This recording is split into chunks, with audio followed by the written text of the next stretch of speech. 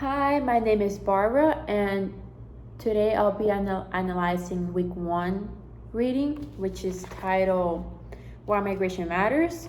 It was written by Callie Coaster and published in April 2009. I'll be comparing and contrasting this article with the current event titled Displaced Afghan Families Return to Destruction and Hunger in Homeland. This was posted on January 10, 2022, which is very current, by Andrew North, and this article comes from the UNHCR, the United Nations High Commissioner for Refugees. Now, this article is going to be, it was triangulated and cross-checked for accuracy by the UNHCR, the Climate Change and Disaster Displacement article, and an article from The Conversation, and titled Environmental Disasters Are Fueling Migration. Here's why international law must recognize climate refugees. Now, I decided to pick a topic that, at least to my knowledge, is not not really heard of as of yet. When you hear of a refugee or an asylum seeker, you hear more people running for persecution or war. Now, this one, it's focused on climate change. And even though as a refugee by definition does include climate change, it's not really heard of yet. I haven't heard of someone winning a refugee or an asylum case because of climate change.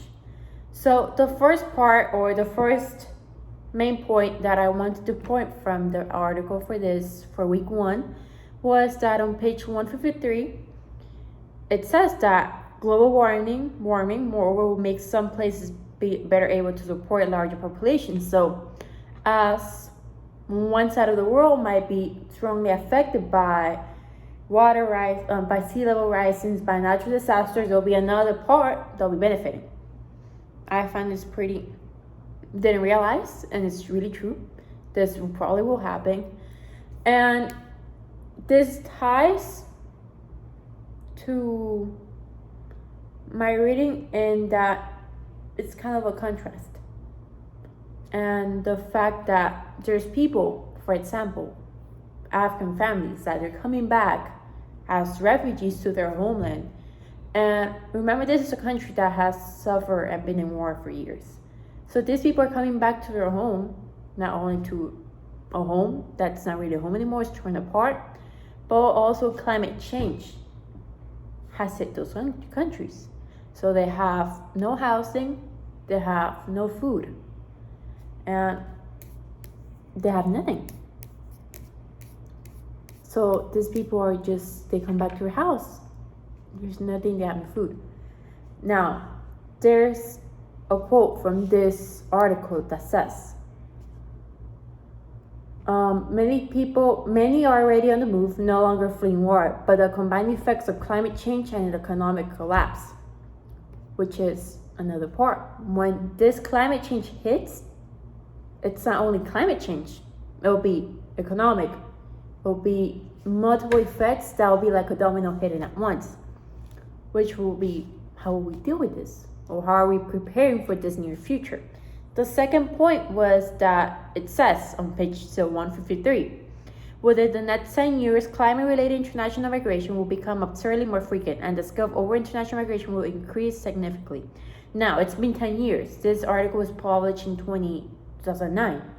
So we're still not seeing this threat as how the article had predicted, but I feel like in the near future this will be. Now, a weakness that I saw from this article was that it didn't provide any type of future solution or statistics for this. It only provided one, that by 2050, approximately 200 million will be refugees due to climate change. Now, how does this tie to understanding of the topic, or like why should we care about the reading? Well, we should care because we all know one or another that climate is changing. And we're all trying to do this to prevent, by recycling, etc. But there's also other types of reputation and things that we will have to deal for that we're not really paying attention to. And with that idea, my question to my classmates would be, how do you think that climate change will affect immigration with refugees and asylums? Do you think that this is something that we should worry about, or that it's not really important and that people most likely go on their own? We just continue as a normal asylum as a refugee, and it really won't be an impact to our country or to the rest of the world. Thank you.